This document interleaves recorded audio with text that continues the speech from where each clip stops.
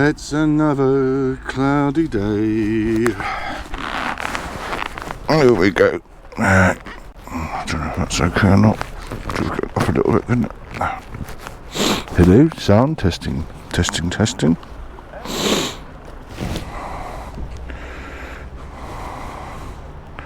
Here we are in a car park. Don't you love car parks? Unique atmosphere in a car park. It's very car parky. Lots of near misses. Everyone goes a bit sort of man.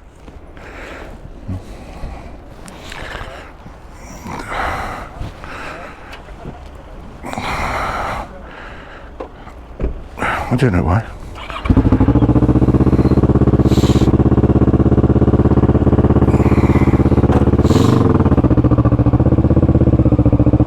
Including me, apparently. Oh yeah.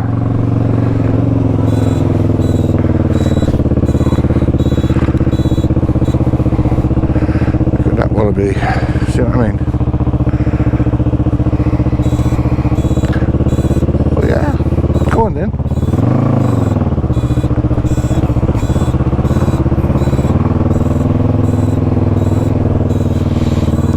Farewell, my summer love, farewell. Where am I going? I'm going straight on.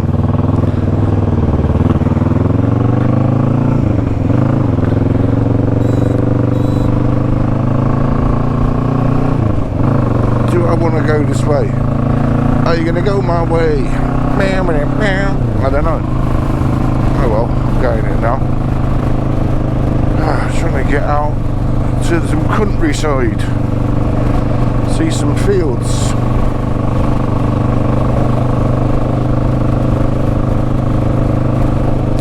So it's the beginning of February on the 21, that's 100 years now, 21. What kind of cars will, I mean a car like that will be just like a chitty bang bang car, won't it? It will be probably illegal. They'll keep a few in the museum though, won't they, the old Shogun, and say, look what they used to do. That's if there's any people here, or any cars here, which, let's face it, there might not be. Might just be rats. Lay down rats. Poor old Syd Barrett. They ever tell you the Syd Barrett story? So when I was a young fey youth, living in Cambridge, 18, 19 years old,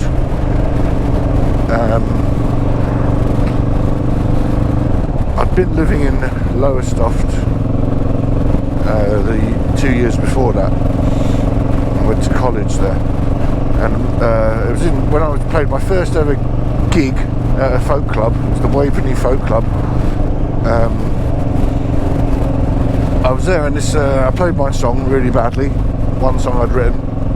Confidence the boy had confidence, and I was outside after, and this fellow called Dave came up to me, who was like really old, at least 28, and came up to me and went, Syd Barrett. I said, no, I'm Andrew. And he goes, no, you're like Syd Barrett. And I said, who's that then? And he started telling me a bit about him, and then he said, come next week when you're here, I'll bring a cassette, I'll record a bit of his stuff for you. That's the way you did it back then. So he did. And that's how I got introduced to Barrett, who I obviously loved and fell in love with, and learned about then, early Pink Floyd and all that stuff. And then anyway, moved to Cambridge, and I was a busker. I was busking for I don't know 6-7 months or something, getting by on the dole and doing a little bit of busking, literally pennies. One day, I'd never busk on a main shopping street or anything like that. I always busked on a little tiny alleyway kind of a street, because there was hardly any people. The sound was much better, and I just thought it looked more romantic. I was a little dickhead. I'm a big dickhead now, but this was my embryonic dickhead stage. So anyway, I was down by the Arts Theatre. If you know the Cambridge, the Arts Theatre's down the sort of little side, the entrance down the little back sort of alley, side street, or the stage door. And I was there just out there, and there's a little bit of greening, and there was all these. I'd worked as a street sweeper, and I'd been told all these Syd Barrett stories, you know, everyone said, oh, you know, because the story is he went mad and left Pink Floyd, and he was completely mad, and he'd been seen all these stories. He ate green paint, and he threw, one of them I remember was he threw bread, sliced bread, at statues in the botanical gardens, like frisbeed slices of brown bread at the statues. All good fun, all good stories. Anyway, I'm there busking in Buddy Arts Theatre, and I can see this little fella watching me, and he's got like a Kenny snood on, he's got like a parka all done up, zipped up, you know, you can't really see his face, so I saw some straggly wisps of hair, and he's just like gazing at me, and I thought he was homeless, so I'm like nodded at him, carried on playing. He stood there, and I see he's clutching a half a bag of sliced brown bread. Didn't click at all. And then this fella came along and starts talking to me, and he clocks him as well, and excuse me, he clocked him as well. And then the fella had moved off. He goes, you see who that was? And I said, yeah, some homeless dude. He's like, no, it's Syd. Oh, what? Syd Barrett. Oh man, if I'd have known, I'd have made a right fool of myself, prostrating myself before him. There we go, that was my little encounter with great Syd Barrett. Unfortunately, he died a few years ago now. We used to do his bins when I was a bin man. I remember when we did the bin, someone said that's Syd Barrett's house, and did his bins. Should have gone through them, shouldn't I? Could have done some garbology. Make a fortune on fucking eBay these days, didn't you, with that? This is his cream cracker packet. No certificate of authentication is available. So I suppose while I'm on the subject, seeing as nothing to talk about at the moment. Excuse me, I am feeling a bit fucking... Any little cough you get these days, you start doing, that's it. Going down. I just got a dry throat actually, I didn't have a cup of tea or anything. Excuse me for snuffling and sniffling. Anyways, my other encounter, similar with Brush with Greatness, was one of my... what's that one? Oh, that looks so muddy though. No, I'm not doing that. 1987. This is before the Syd Barrett thing, in fact. This was... No, I'm getting confused. There's two, so I've got two Bob Dylan stories. 1987 was when I first went and saw him when I was living in Lowestoft. I was a massive Bob Dylan fan. Totally Bob Dylan bore. And he was playing, first time I ever had a chance after becoming aware of him and seeing him, 87, so what was I, 19?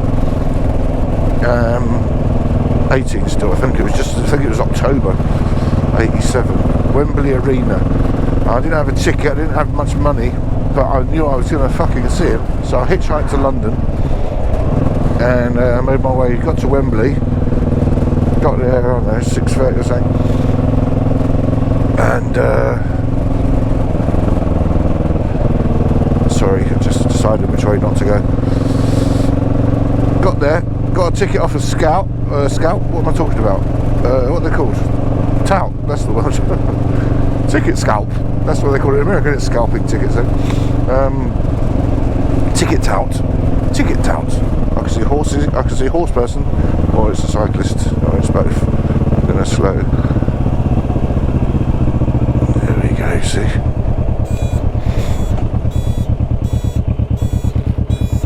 Just let them beat. So, got to Wembley, got a ticket. Not in a very good place, it has to be said.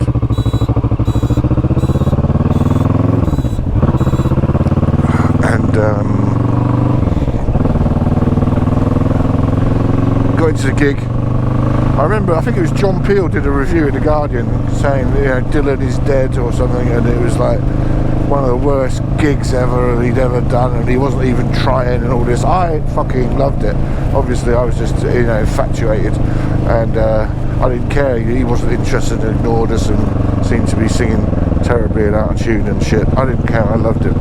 And in the second, I remember I sort of, my seat was quite far away. Wembley Arena, horrible. Vowed I'd never go there again. I did, and that's another story. So my ticket was in a shit place, so I made my way. I've been here. Look, there's the mad little cottage. Oh, look at that. That's the weird little encircled witch's cottage. Oh my god, this is a crazy place. So I managed to get through into the front section, which involved a little bit of ducking and diving to get past security. There was a little barrier of security to get back into the front bit.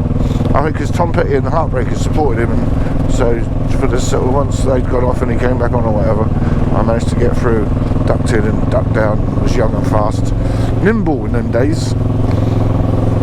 Hard to picture it. Oh yeah, I'm back in the Lear or something. I love that. See that candelabra? There's the house. Okay, so I'm going to just get straight out of here before they burn me. I'm going to go that way. Oh.